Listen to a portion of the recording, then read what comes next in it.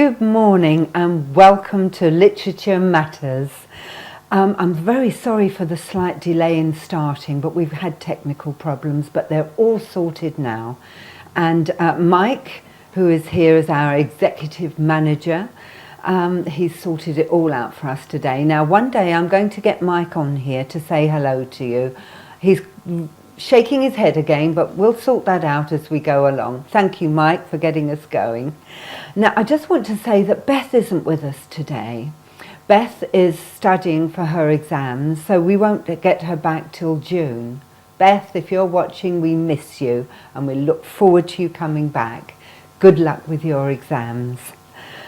So, before I start, I've got something really exciting to tell you about. This is a news flash. Nobody else, this is a scoop. I told you, Felixstowe TV works on the edge.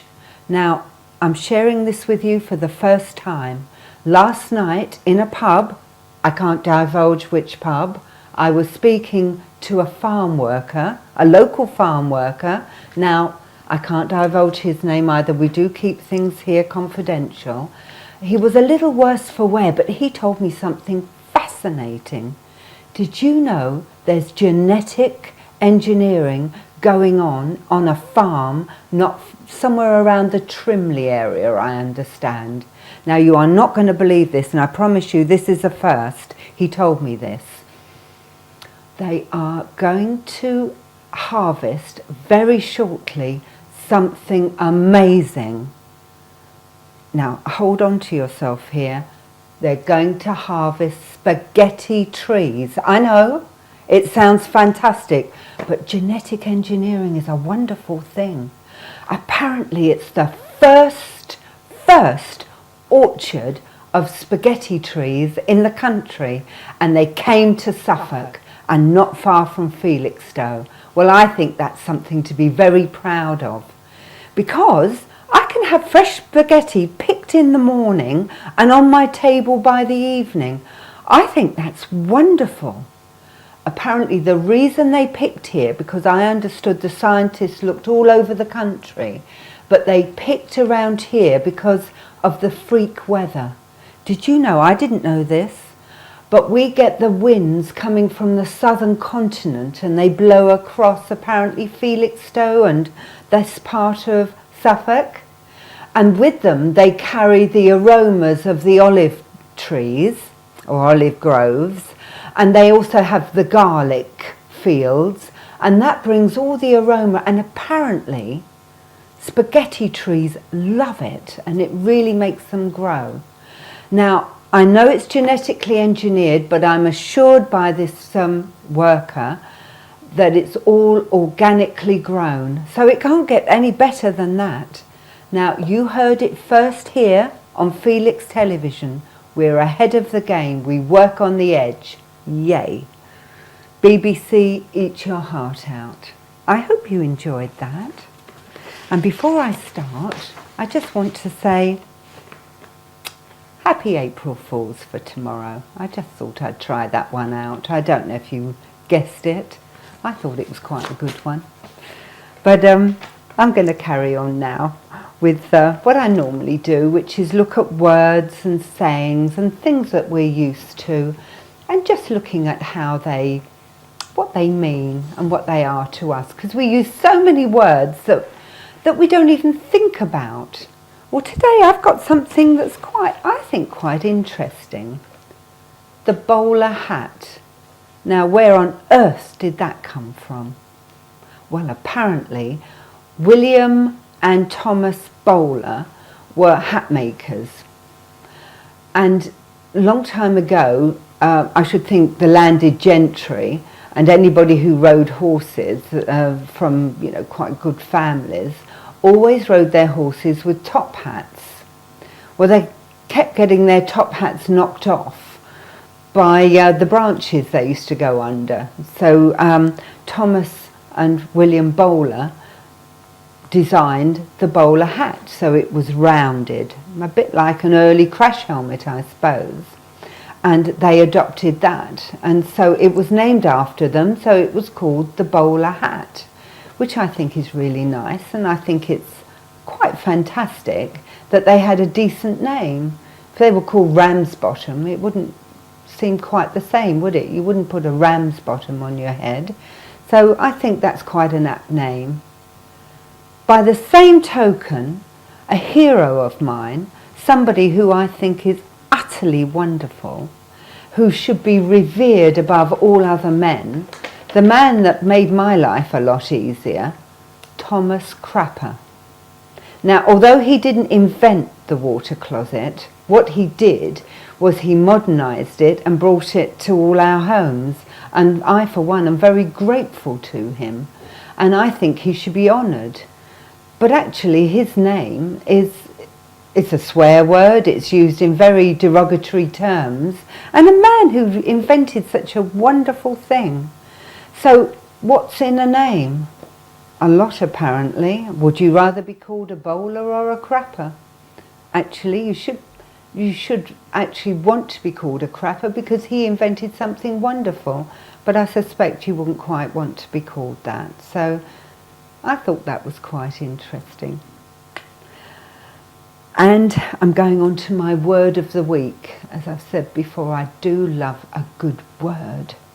And my word today is mellifluous.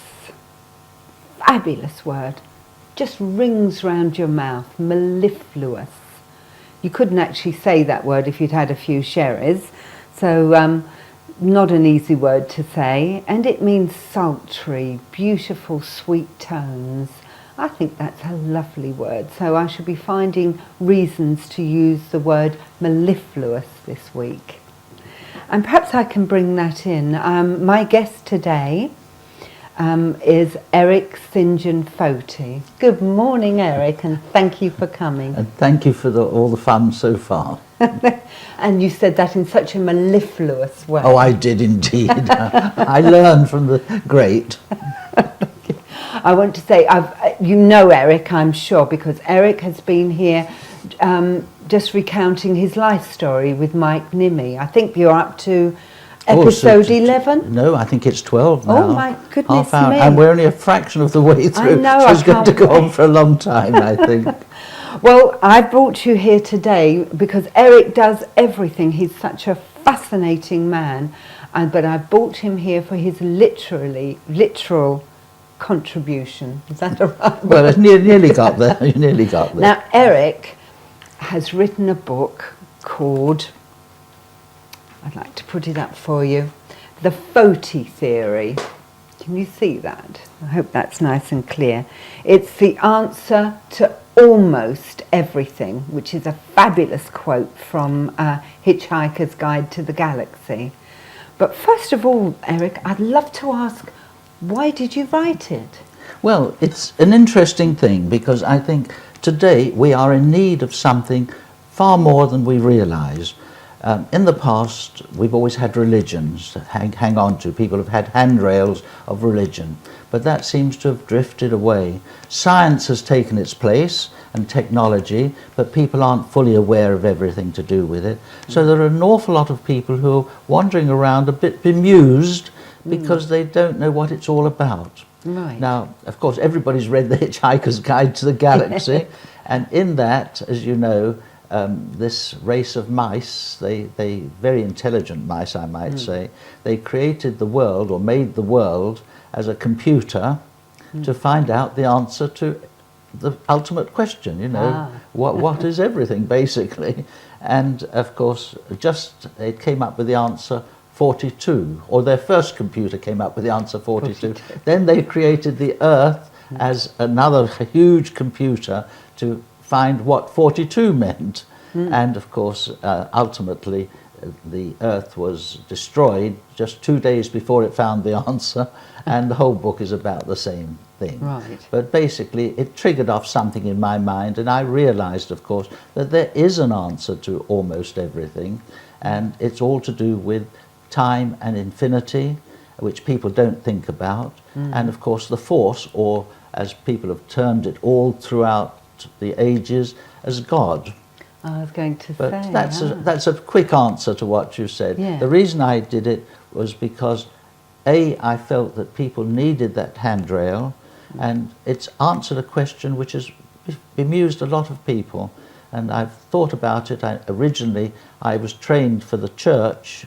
I went to a seminary for 3 years or so, and I think I was brainwashed, Mark. But nevertheless, it gave me a great instinct. And then I learnt it all over again, and I realised that there must be something holding the world together, and there's more to it than just accepting ideas. You've got to understand it and realise our insignificance, and that there is some force which is far greater than us and which controls everything.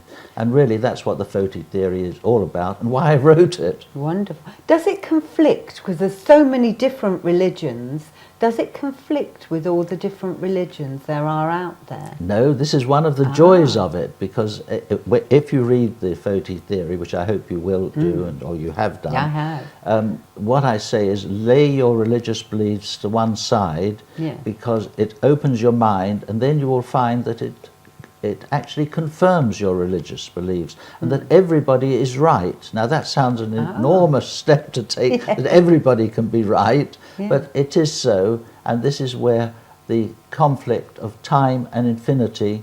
In time, there's a beginning and end to everything, and in infinity, it's an eternal present. But this means, we'll talk about it in a minute, I'm sure, this means that everything is possible, and this is one of the joys of knowing this, and it gives an answer to people, because why do the Muslims get into conflict with Christians and other religions? It seems such a shame when they're all really in their own universe or their own parallel dimension entirely correct. Wow. So it's a lovely theory, and there's a lot of force to it. Well, can we start with the force, because we've got the force, time and infinity. The force. I tell you what I really loved in the book, the analogy about the wristwatch. But I'd love you to just mention that, because that really triggered something in my head. Well, the wristwatch thing which I put in was, people say, where there's the power of this force or God or whatever it is, and we don't realise how amazing everything is that is around us. If you look at your wristwatch, it's pretty amazing, and if you look at it, anybody who said to you that just happened, you'd say they were a fool. Anybody would, because it's obviously not just happened. It couldn't just evolve by itself. Somebody's had to design it, somebody's had to make it work, somebody's had to have the original concept of it, and then the machining and getting it to work correctly. It's not something which can just happen. And unfortunately, people are not aware of that. When you look at the wristwatch, I haven't got mine on today, so I can't show it to you, but if you look at your hand, now your hand is far more complicated than the wristwatch, because number one, it's got so many different movements in it that scientists haven't been able to duplicate them. When they were trying to deal with radioactive materials, they had to make robot hands to get it, and they were unable to replicate the movements of the hand. Wow. It's covered with a material which is not only protective, it protects it, but it absorbs as well. It's self-repairing. If you break it, it repairs itself. Your wristwatch doesn't do that. No. So it's absolutely amazing. Yet we can quite happily say that evolved, and yet it's impossible to make something as complicated as a wristwatch. So you can see one of the ideas that I had there to prove that there was some force there which has, how shall I say, been responsible for that hand in the same way as somebody must have been responsible for that wristwatch. Do you know, that just rang so many bells. That's a wonderful way of putting it. I think you're a genius to do that, it's very kind to of put it you. like that. I've really stated the obvious, because you see, we forget these things. We're a bit like, I think it's in the book there, it's a bit like a group of intelligent ants looking at a television set. Now, they think they can understand it, they think the people are talking to them, and they think they know it all. But they can have no conception whatever of what's going on inside the television set, or that there's a studio somewhere producing what's coming out over the television set. Right. They're in a completely different dimension than what's going on, yet they think they know it all. Now, we're in exactly the same position. If we go out and look at the stars and the sky and the sun and the ocean, it's so amazing, it's hardly true. And the best, and once again it's in the book, the best example I've got of this is if you take a piece of paper, tear it up, throw it on the floor, and mark the position where each piece falls. Right. That's easy enough, isn't it? I can do that. You can do that, that's good. But then, if you pick them all up again, what are the odds that you could throw them again and that each piece will fall in exactly the same place every time you throw it?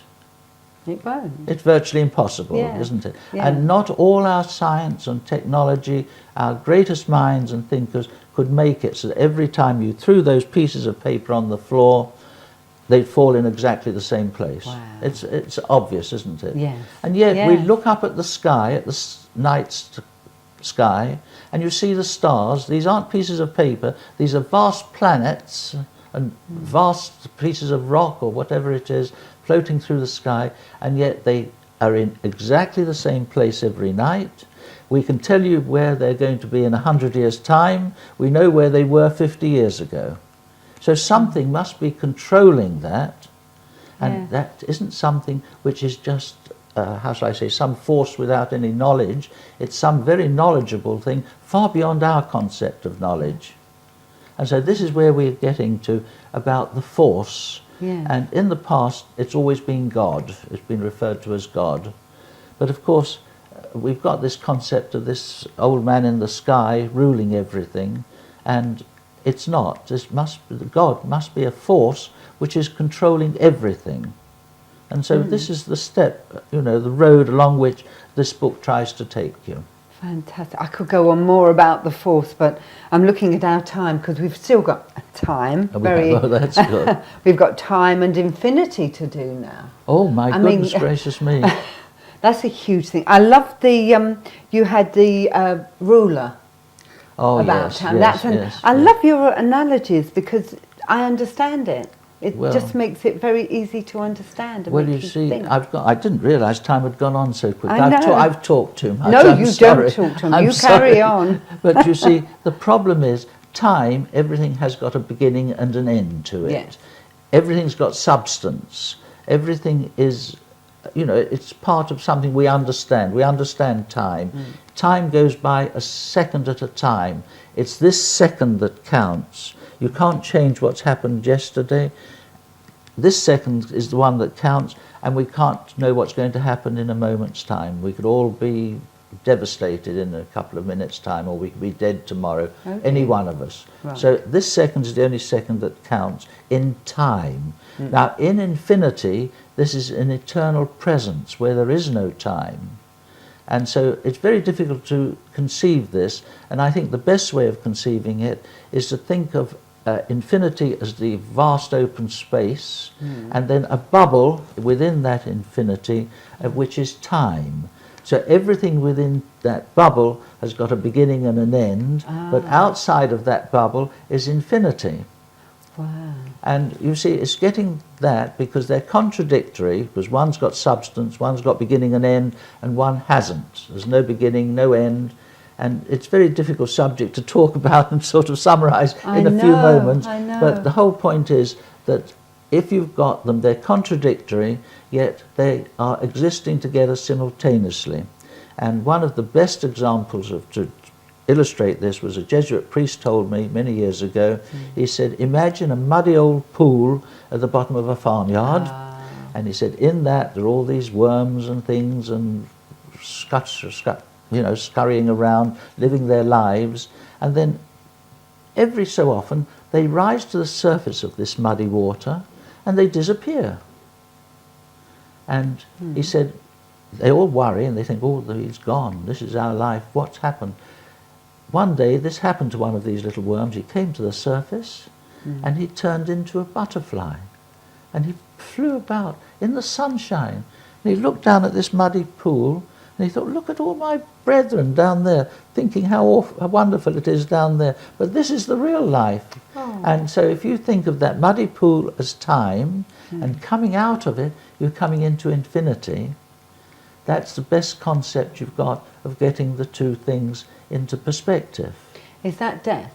Are you talking about death? Well, this is our concept of death, Our because concept, you see, when we pass from time to infinity, that is our concept of death. We, in effect, disappear. You see, in you, you have got time and infinity both combined. You can remember things when you were 10 years old, yet you've got a completely different body. You haven't got the same body as you had at the age of 10, have you? No.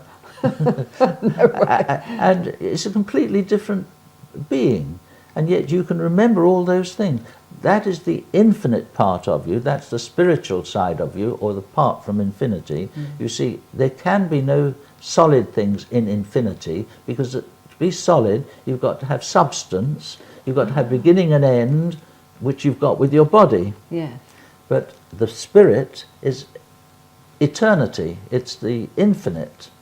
Now, if you can conceive this, you're halfway home and dry, because this is where the whole crux of the matter comes in.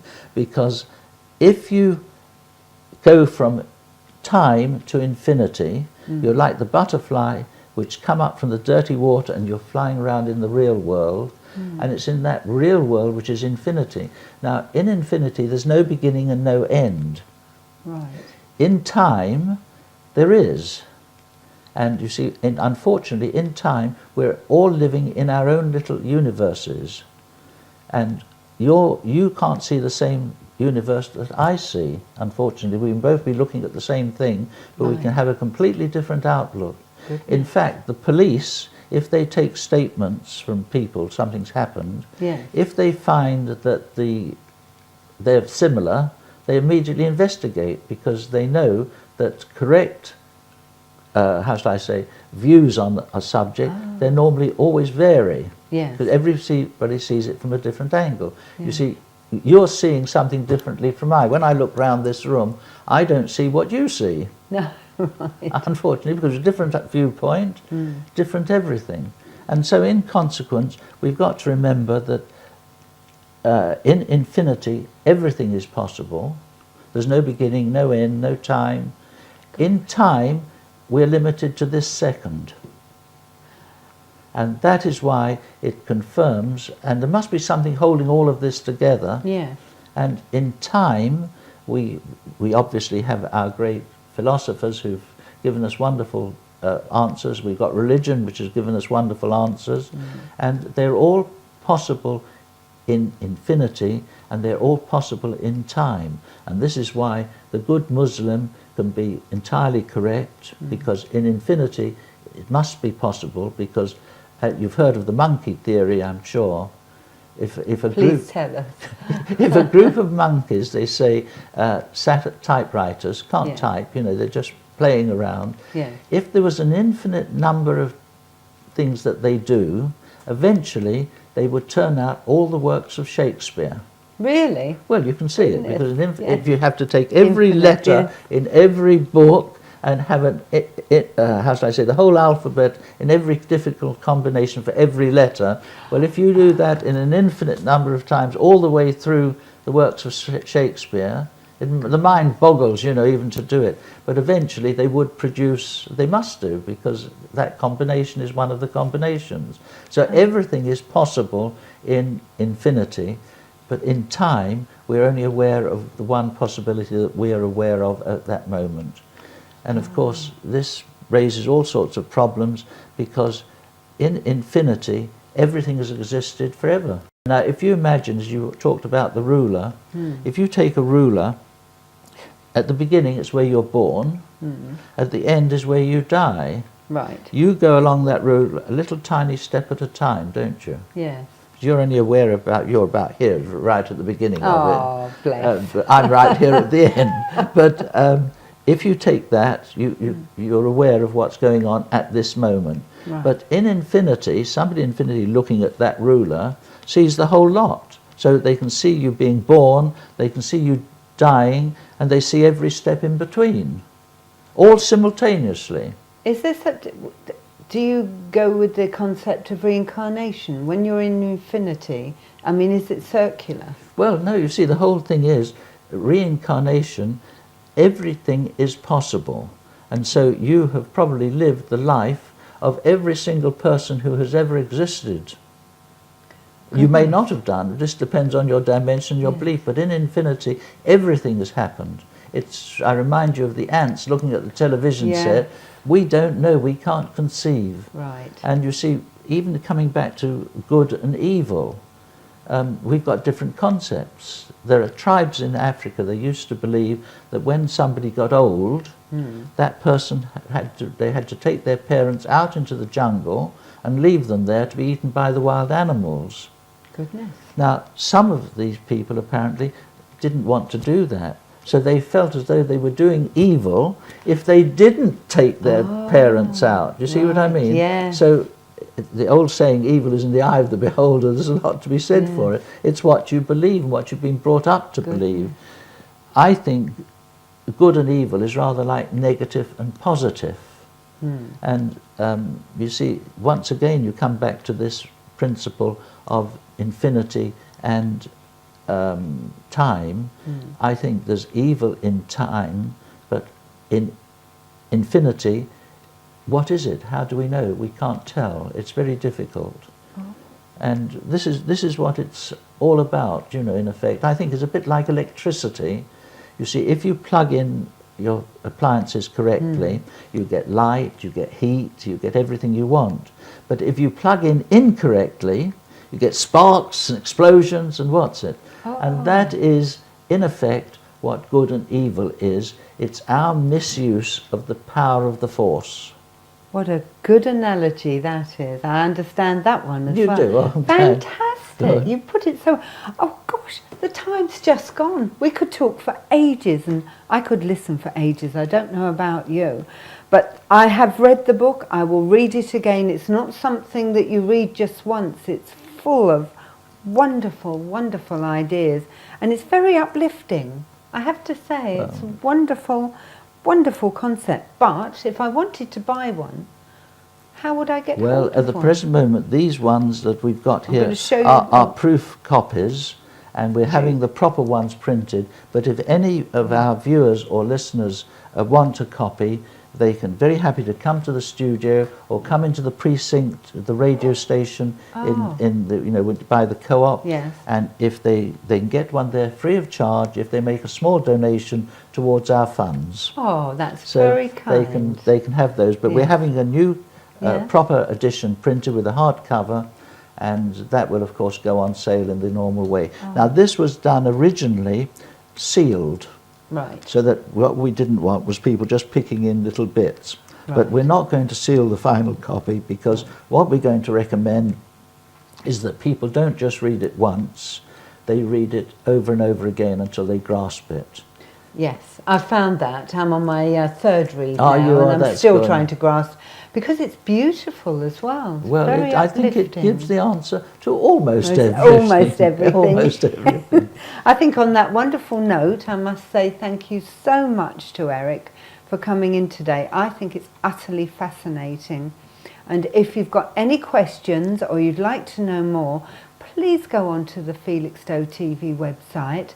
You'll find an email address. Send us any questions that you may have. We would love to hear from you. It's a literary literary program. I'm really good at words, aren't I? On a literary program, and we'd love to hear from you and see what we can do together. But thank you so much for viewing today, and have a good day. Thank you. Bye bye.